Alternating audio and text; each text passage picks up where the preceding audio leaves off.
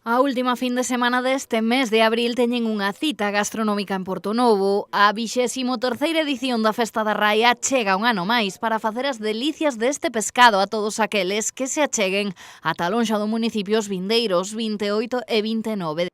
En canto ao que é a festa en sí, vamos a seguir un poquinho a línea do ano pasado. Se vai a facer na lonja gracias á Cofradía de Portonovo, que agradecemos por enésima vez, porque creemos que é un sitio o máis adecuado posible, o máis adecuado para desarrollar esta actividade. Creemos que o ano pasado quedou ben e este ano vamos a tratar de melloralo. Que mellor sitio que onde chega o pescado fresco, o peixe fresco a Portonovo para logo degustalo tamén, non?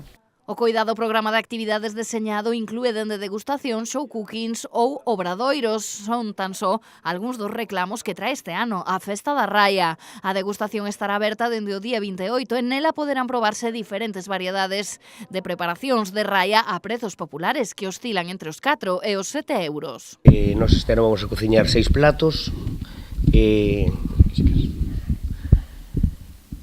Caldeira de raya, estilo Portonovo. Vamos a cociñar a raya a plancha con patata ao vapor e ensalada. Vamos a facer un salpicón de marisco tradicional con raya.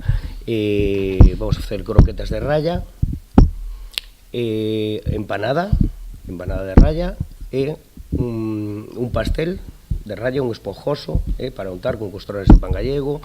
Xa tuvimos na carta e ten moito éxito, gusta moito ese plato.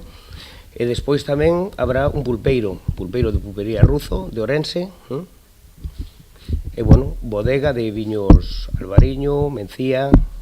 O Club de Xubilados recibirá nesta ocasión a Raia de Ouro en recoñecemento á súa labor pola colaboración coa vida social da vila durante o seu cuarto de século de existencia, pero tomen nota que mentres non chega a última fin de semana de abril, poden ir abrindo boca coa iniciativa Pincho e Raia, na que 12 locais de Portonovo prepararán este pescado a 2 euros a súa tapa durante o sábado e o domingo.